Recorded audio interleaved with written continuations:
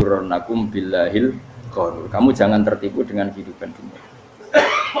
Makanya saya itu orang yang paling fanatik sujud. Soalnya kalau suwun jenengan sing sujud. Wes sujud salat 5 waktu lah nikmati. Karena sekali kamu terbiasa mensifati dunia ini penting, nanti kamu akan lupa mensifati akhirat itu penting.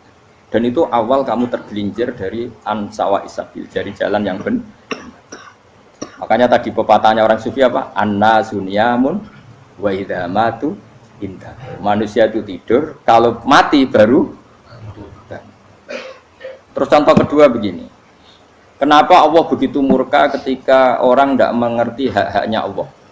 Bukan karena Allah anarkis atau keras, tidak. Memang secara akal pasti begitu. Saya sampai tak beda ini. Lihat contoh gampang-gampang saja, tak wari logika. Kalau ada orang buta lewat kemudian nabrak tembok, karena apa dia? Karena buta kan? Buta itu maknanya apa? Tidak tahu. Akibat tidak tahu, nabrak tembok. Ya kan? Karena tidak tahu nabrak tembok, karena tidak tahu terjatuh di sungai, karena tidak tahu terjatuh di jurang. Sekarang juga sama. Orang karena tidak tahu pentingnya agama, tidak tahu pentingnya Allah, kemudian dia fokus ke duniawi. Akhirnya ya nabrak tembok. Natijanya sama enggak? Saya ulang lagi ya, orang buta karena tidak tahu nabrak tembok. Orang fokus untuk perempuan cantik atau melihat apa, kemudian dia tidak tahu depannya juga nabrak. Untuk menjadi nabrak itu syaratnya tidak tahu apa tahu? Bisa dua-duanya. Tidak tahu ya sebabnya nabrak, fokus ke yang lain ya bisa. Maka tidak tahu ya sebab nabrak, fokus ke yang lain juga sebab. Nah mata kita, hati kita ini sudah dipenuhi hal-hal yang tidak penting, sehingga kita lupa dari hal yang penting. Kayak tadi kita mau minum kopi saja, fokus sampai meninggalkan anak main sampai jatuh. Berarti minum kopi sebenarnya tidak satu kebodohan, tapi ketika membiarkan anak kecil jatuh itu adalah kebodohan. Sebetulnya makan menikmati dunia itu tidak kebodohan, tapi ketika Anda melupakan Allah itu menjadi satu apa?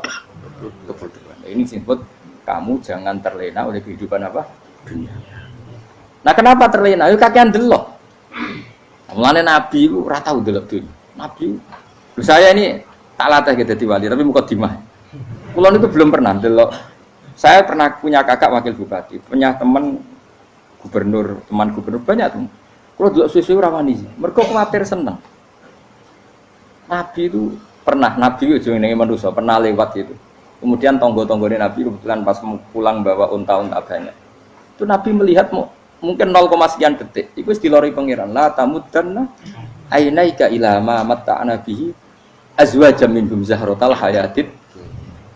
Jadi misalnya kayak Rogen misalnya dulu wong numpak Alphard pejabat ono sing bukakno. Enak aja nak jadi wong ngono iku. Kalimat itu direkam oleh Allah bahwa Mustafa pernah ngomong enake jadi wong iku numpak Alphard ono sing bukakno. Tapi kan tetap kirim. Sehingga nanti di akhirat kalimat itu direkam misalnya nanti ternyata yang numpak Alphard misalnya nyuwun sewu misalnya yang numpak Alphard tadi tetap di neraka, kamu ya ikut di neraka.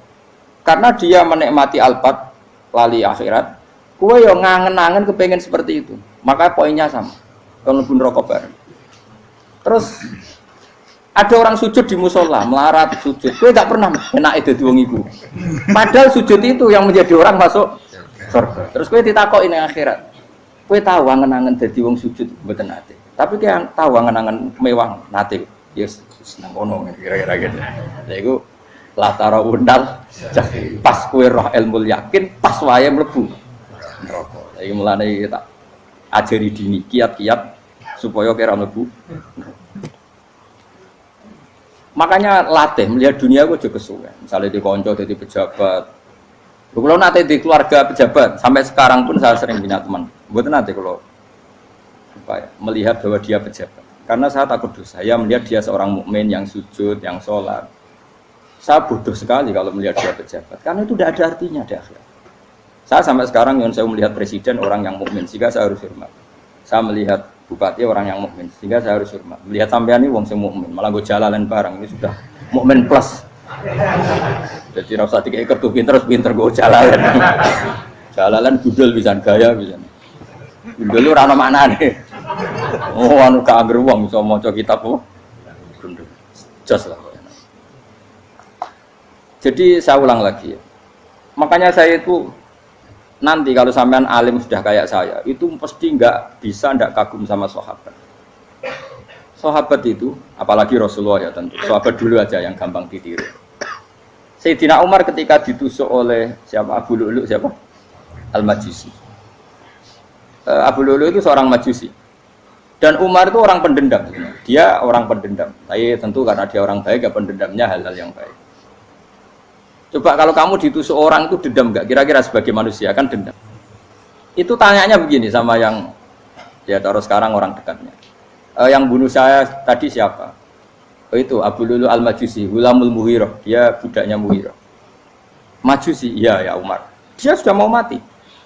Itu ngetikan gini, sama siapa otaknya?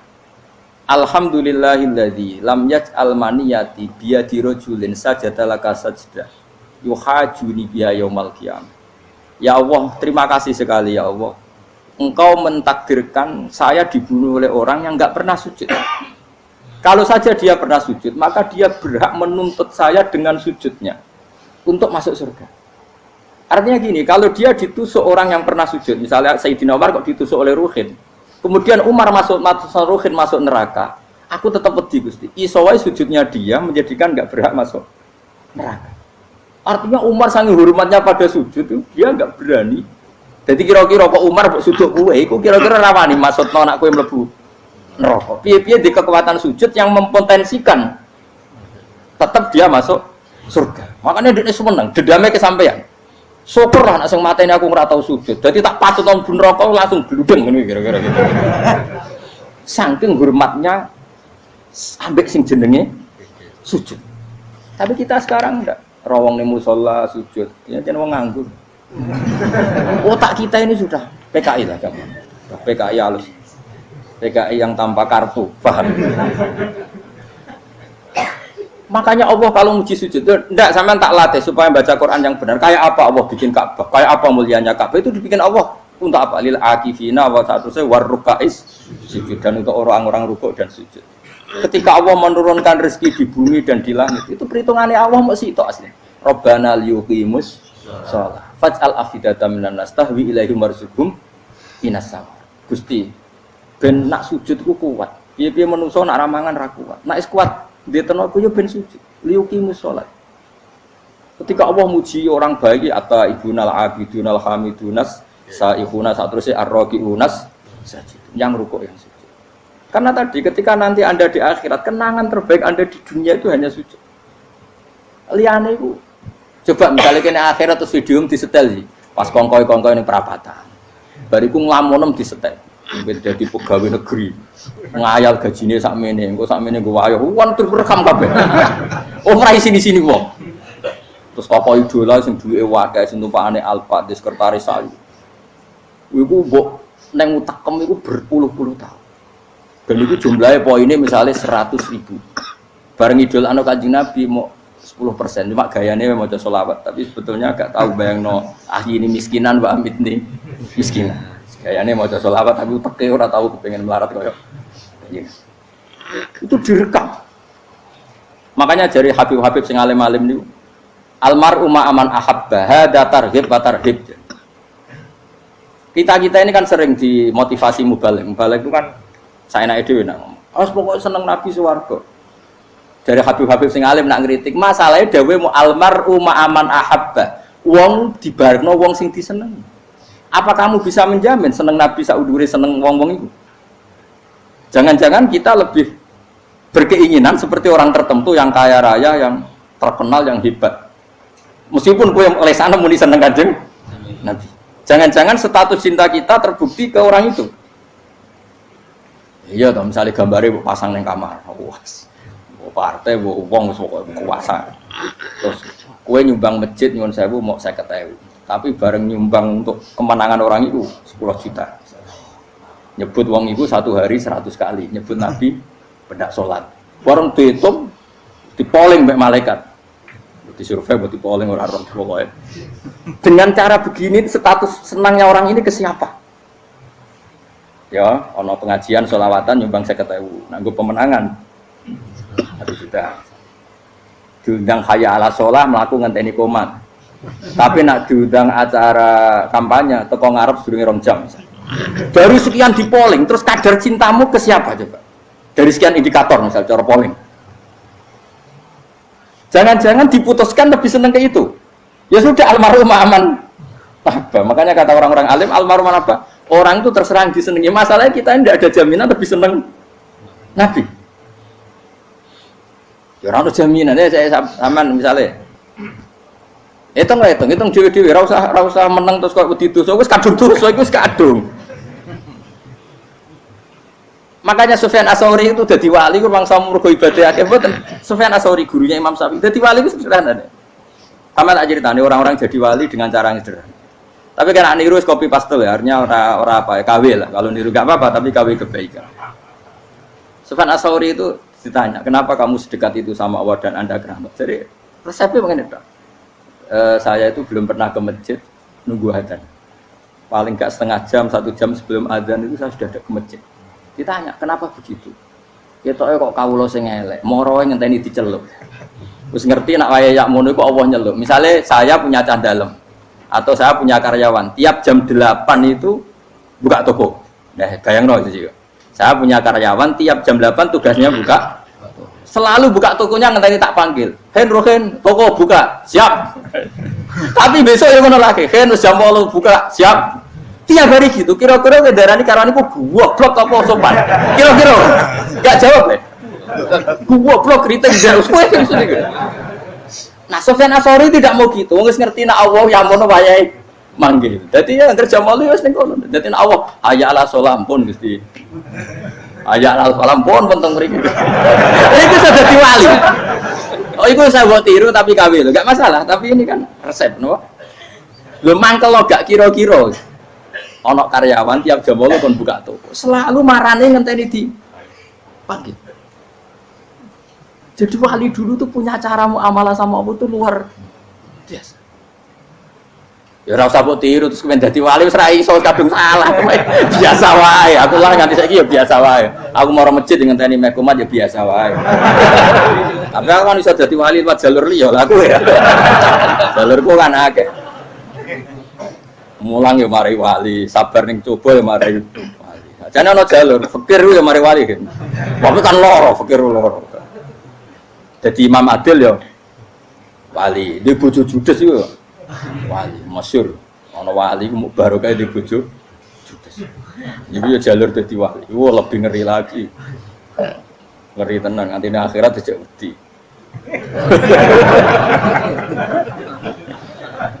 Jadi anak jote wae kan. Para suami takut istri silakan baris sing wis baris bareng sing wedok. Pak rene lho tetep moro-moro.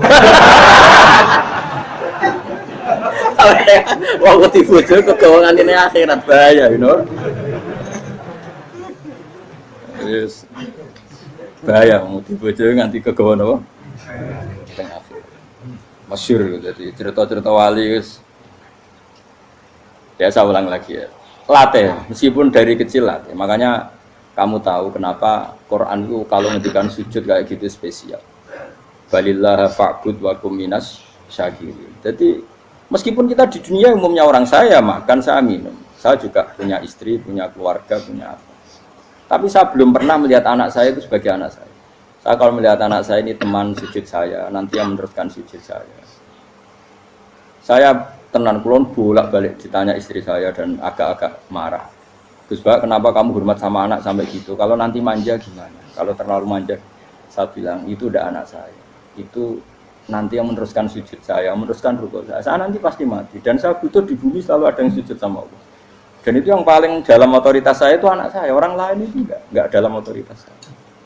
Jika kita melihat anak itu ini penerus sujud saya, penerus rukuk saya. Kita enggak sudah duniawi sekali. Rumah tanah, anak tua ben di rumah. Kapitalistik. PKI lah pikirannya yang ngono, Cina yang ngono.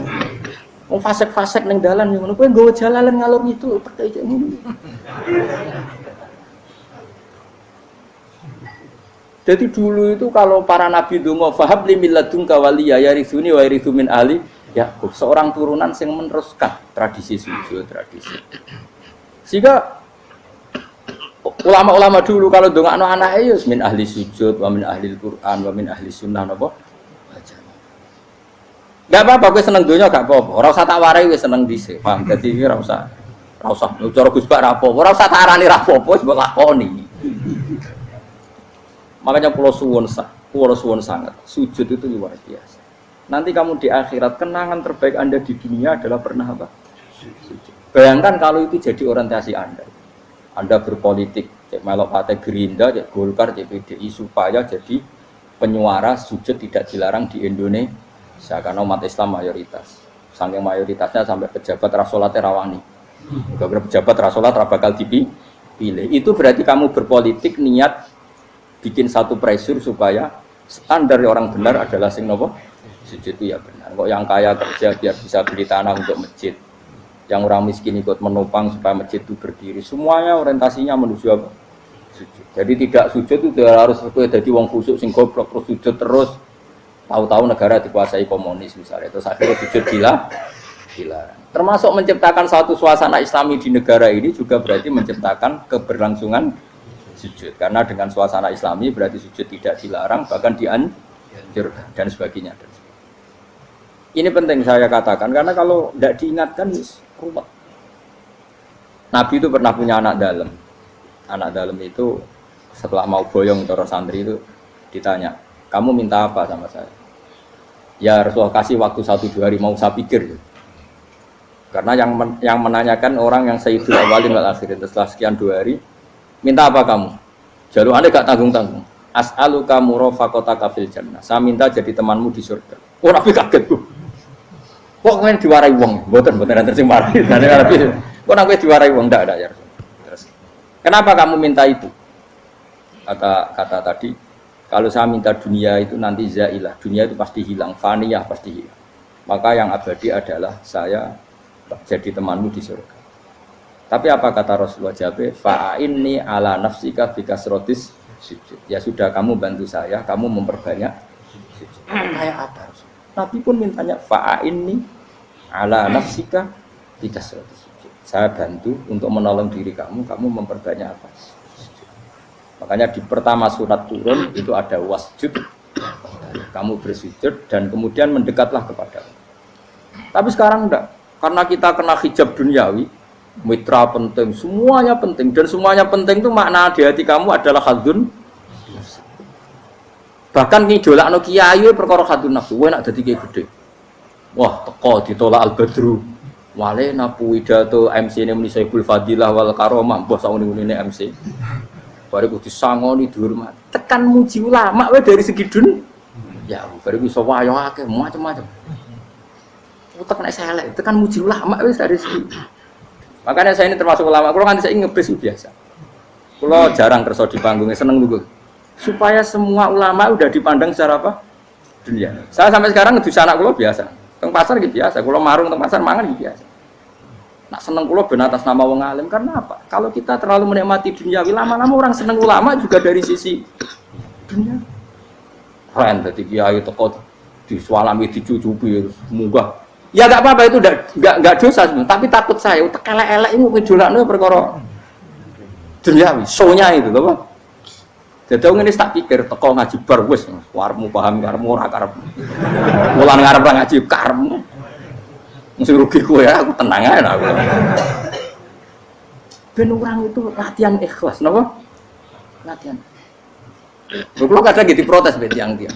Gus, jenengan sekali-kali nak tidak tak derekno kok umum. Aku itu tidak mengharamkan itu, meneh kula dereng tuwa. Dereng haji malah turun, topa meneh. Dalane ra roh, dereng kiai malah ngel-ngel wong.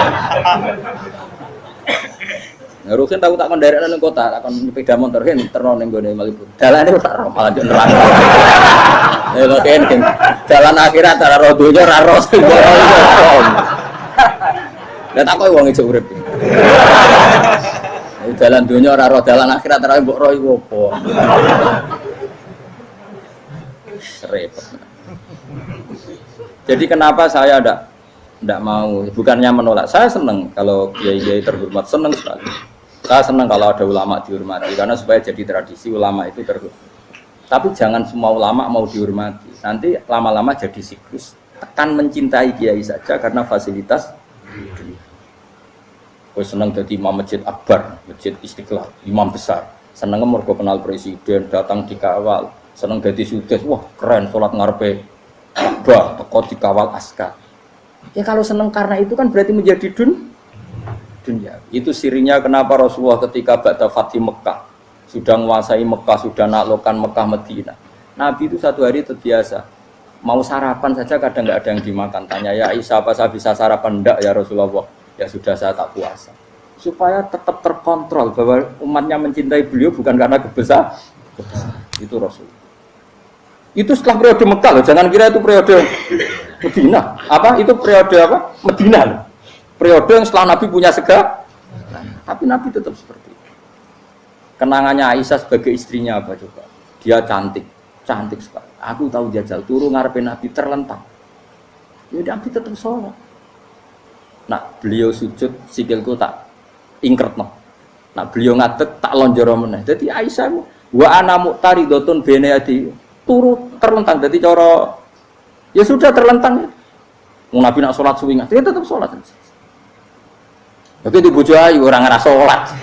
Bojo elek ora sholat. Bojo elek amen junub meneh wae. Sekaya ora kena go contoh kasus iku wong kasus. Kowe di bojo ayu prawan turu karepku sing sholat ora bos misale lho. Pemene wong jegoten wae tambah over. Mustofa lho kula ora nyek jegoten liyane ora parek situ. Mergo nang nyek wong akeh dosa, nang nyek wong sitok ora. Misale dosa wis tak hitung mau ke sore. Aku nyek dosa sitok, mulang ganjarane 10, cek susuk piro? Cek surplus orang dagang cek. Cek badi. Iku ana adene ra ikhlas. Ora ikhlas aku yo ora ikhlas ilmuku, malah lara. Malah neraka ping 13 sebenarnya. Makanya ini dipikir ya, saya ulang lagi, harus dipikir secara matang-matang bahwa kita tidak boleh terlena oleh kehidupan dunia. Menjadi bodoh kan Anda minum teh, kemudian anak Anda jatuh di pinggir Anda. Paham? Nah, sekarang menyangkut mukjizat. Ini masih tentang ayat ini, nanti sampean tahu logikanya. Tak bedain, tidak jawab satu-satu aja. Karena iman sarannya harus tahu. Fa'lam itu tahu. Fa'lam annahu la ilaha. Ketika sekarang telur, saya memberitahu misalnya, telur ini udah dipitik, cara kowe mungkin tor. Ayo jawab satu-satu. Mungkin kan? Tapi pertanyaannya, saat telur menjadi pitik kemudian mungkin, dan ayam ini bisa terbang, bisa selingkuh, bisa punya anak turun, itu menjadi mungkin itu kan kamu pun tidak ikut menciptakan. Ikut nggak kamu menciptakan telur menjadi ayam? Tidak kan? Kan di luar kudrah kamu, di luar kemampuan kamu. Tapi kamu bilang itu mungkin. Ada onta yang buting, yang sudah hamil sudah. Kamu bilang nanti onta ini mau punya anak dan anaknya nanti bisa jalan seperti induknya. Kamu katakan apa? Mungkin. Tapi saat Anda katakan mungkin, Anda ikut menciptakan enggak? Enggak kan? Tetap itu kudrahnya Allah. Tetap itu. Maka para nabi itu tidak tahu bedanya antara onta yang keluar dari indukannya dan keluar dari batu. Itu syaratnya jadi nabi, syaratnya jadi wali. Nah, saya kira ono nabi. Makanya Nabi Soleh ditakoki, bukti nak kudrah pangeran ubi. Lah kamu minta apa kata Nabi Soleh? Silahkan ada onta keluar dari batu itu. Nabi Soleh bisa. Ya tenan terus onta keluar dari batu. Terus kaumnya gawo. Wah kok hebat tenan onta metu kok batu. Jadi Nabi Soleh, ya padha karo onta lahir kok indukane. Bedane apa? Ya beda. Lah bedane apa? Metu kok watu kok ya ra melok gawe. Metu kok indukane ya kowe ra melok gawe. Bedane apa? Tapi tak kamu kena hijab, kamu niku ono bedane. Cara nabi-nabi ora roh bedane. Lah kula termasuk warasatul anbiya ya ora roh bedane cara. Waras utek kula niku waras. Lho lha yo misale kowe cara iman seperti itu yakin dadi wali. Wes sama amatir-amatir lah wali swasta lah. Pokoknya wis dadi wali. Jadi manusia itu lucu, sesuatu yang dia pun tidak bisa. Iku sok bedakno. Kalau telur menjadi ayam mungkin. Sapi keluar dari indukan mungkin, biji padi menjadi padi besar mungkin, tapi nak watu kok jadi biji padi mukhal. Lu saat yang dikatakan mungkin itu apakah manusia ikut memberi? Tidak kan? Ikut menciptakan? Harusnya kan dia bilang, yo aku menyaksikan itu karena ada kekuatan X yang menciptakan itu. Harusnya dia kalau mau konsisten kan, saya tidak bisa menciptakan telur jadi ayam, tapi ada kekuatan lain yang menciptakan, dan saya tidak bisa. Jadi telur keluar dari ayam ya kita tidak bisa menciptakan, sapi keluar dari induan ya kita tidak bisa menciptakan, termasuk untanya Nabi Soleh yang keluar dari batu besar kita. Makanya semua Nabi itu tidak tahu bedanya, itu bedanya Nabi sama enggak Nabi. Makanya Nabi itu tenang ya, masyhur. Ketika perang Khandaq, Nabi itu kelaparan. Kemudian Jabir datang, ya Rasulullah, istri saya menyiapkan makanan untuk orang 6, karena kambingnya hanya kecil. Maka hanya orang 6 saja yang kau boleh datang ke sini. Tapi Rasulullah dengan santainya, ya ahlal Khandaq. Padahal yang ngeduk Khandaq itu sekitar 3.000, ya ahlal Khandaq. Halumu ilayya, ayo ke Jabir, karena Jabir sona atau amat, bikin makanan untuk kalian. Itu 3.000 orang. Wah, Jabir dimaki-maki sama, sudah bilang untuk orang 6 Nabi, ya apa-apaan orang banyak, itu mesti tidak cukup, kita mana. Nabi santai, bilang ke istri kamu, Jabir jangan buka makanan itu kecuali saya. Ya, makanya Nabi matur pengiran, Gusti ini cukupkan untuk orang banyak. Sama Allah di ACC ya terus cukup. Karena bagi Nabi, Nabi tahu betul. Sekarang ketika beras menjadi beras, apa dalam kudrah kamu, dalam kemampuan kamu, enggak kan? Ketika sistem tubuh kita makan kemudian jadi kenyang, apa dalam kemampuan kamu? Kue muni mangan maknane sego bolebokno mulut, terus kue darani punya kemampuan makan. Apa setelah itu kamu mengendalikan sistem saraf kita, sistem urat kita? Enggak kan? Jadi Nabi ora roh bedane, justru itu jadi Nabi. Karena dia enggak pernah terjebak, Nabi enggak pernah terjebak oleh yang dili.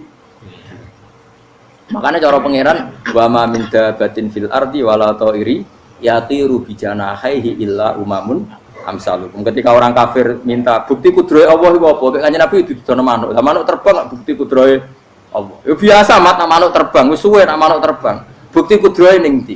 Iku teke wis emper. Lha bukti kudrohe ya kowe ora iso gawe kan? Tapi maksudnya wong kafir bukti kudrohe pangeran gawe unta kok watu. Lah bedane apa mau hale unta kok watu ambek kok indukane? Bedane apa jajan? Wong ibuke unta ya ngrasa gawe. Apa ibuke unta bisa menciptakan anak-anak unta? Kan tidak bisa juga. Manusia juga ada. Jadi itu wis cukup jadi kudrohe. Tapi manusia angger barang sering terjadi darani mungkin. Maknane mungkin dekne sing nentukan mungkin atau tidak. Padahal zaman mungkin pun dia ada ikut menciptakan. Ini lengkel. Makanya itu kenapa Allah akhirnya bikin mukjizat supaya orang itu ingat kedahsyatan kudrohe Allah. Sebetulnya mukjizat itu tidak penting. Maksudnya tidak penting tadi untuk iman sebetulnya tidak perlu mukjizat. Makanya ketika Rasulullah SAW ingin nuruti mukjizat yang diminta orang kafir, Allah malah ngelingno inna fi khalqis samawati wal ardi wakhtilafil laili wan nar. Sajane ana langit, bumi, ada lautan, ada apa sudah bukti kudrohe. Nah sekarang mukjizat kok ngenteni unta keluar dari apa tadi? Batu, ngenteni Nabi Soleh. Lautan merah di sebelah tongkatnya Nabi Musa terus terbelah. Itu dari mukjizat. Kalau itu maknanya mukjizat karena manusia tidak mampu. Apa manusia mampu bikin lautan? Kan tidak mampu juga. Kenapa itu tidak dikatakan mukjizat? Lagi-lagi karena wis kena mataul huruf. Paham jelas ya? Makanya kata Allah, saiki wong ora percaya hari kebangkitan. Alasannya masa manusia jadi tanah menjadi manusia? Memangnya manusia yang sekarang hidup itu dari apa coba? Sehingga nado melok pilek, pilpres, melok dukung mendukung itu memangnya dari apa coba? Dari tanah kan? Mestinya hari kebangkitan sejati ya sekarang ini orang-orang dari tanah sekarang berkeliaran ini ono sugo jalalan ngalor ngidul maknani. Iku yo kok lemah. Kemudian setelah jadi tanah mati, orang engkar. Wah ini nggak mungkin jadi manusia lagi. Padahal zaman sekarang jadi manusia itu karena kudrohnya manusia apa karena Allah? Karena Allah. Dan manusia sekarang dari tanah pandang. Dari tanah. Harusnya ya berpikir seperti itu. Kalau kudrohnya Allah bisa menjadikan manusia sebanyak ini dari tanah, tentu Allah tetap mampu nanti setelah jadi tanah menjadi manusia. Itu malah kula nu wedi urip nggih wedi tenan. Karena tadi dari hidup menjadi tidak tahu. Annasamun wa idza matu tahu. Kita semua hanya tidur, setelah mati baru karena baru tersadar. Makanya analogi itu penting, kias itu penting. Ya saya beri contoh berkali-kali saya menyontohkan.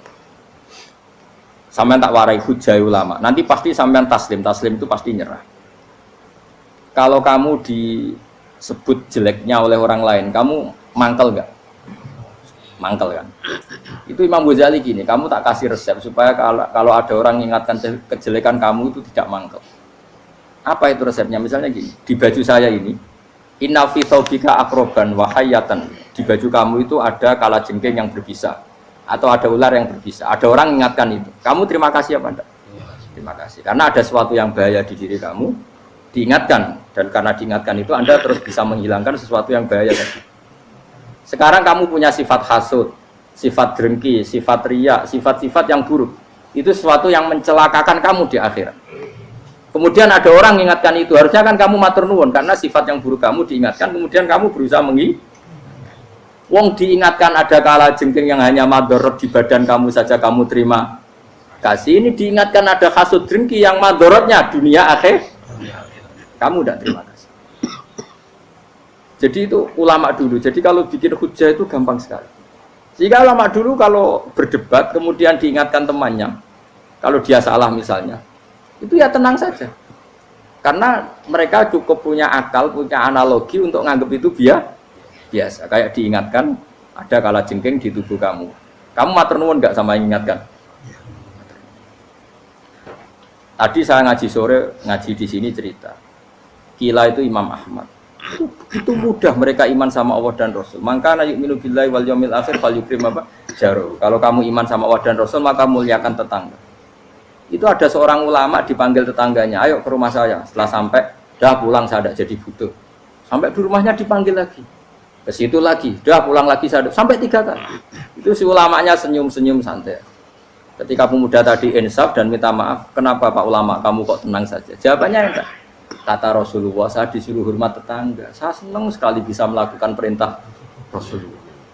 Jadi saya nurut kamu itu tidak ada urusannya dengan kamu, karena perintahnya Rasulullah. Nangis pemuda tadi. Kalau kita kan enggak, gengsi dong, giambar. Ini kan kita gayanya mulai sunnah Rasul, tapi uteknya uji hadun. Nah kalau kamu sudah gitu, tak daftar udah wali, mbok KPU-nya oleh nyetujui mbok kapan raro nanti. Daftar. Saya ulang lagi, jadi kamu harus terbiasa dengan kias yang diajarkan Quran ya. Jadi ketika bibijian jadi pohon besar, itu pun kamu katakan mungkin. Padahal ketika kamu katakan mungkin, kamu pun tidak ikut menumbuhkan bibijian jadi pohon asam yang besar. Itu menunjukkan kudrohnya Allah. Artinya sebetulnya kamu hidup semuanya itu hanya menyaksikan kudrohnya Allah tanpa kamu memberi kontribusi. Kenapa kamu yang menentukan mohal dan tidak mau? Harusnya mau taslim menyerahkan diri nak kabeh mau nyekseni kekuasaane Allah. Itu sing dimaksud Quran apa ya tanazzalul amru bainahunna lita'lamu annallaha ala kulli syai'in qadir wa annallaha qad ahata bi kulli syai'in ilma. Alam raya dibikin variasi kayak gini mau tujuannya Allah supaya kalian menyaksikan kemampuannya. Boleh jelas ya. Makanya ketika ada pangeran, ketika bumi yang sudah mati tak hidupkan dengan hujan, begitulah kadzalikan nusyur. Ya kira-kira seperti itu proses sesuatu yang mati menjadi hidup lagi.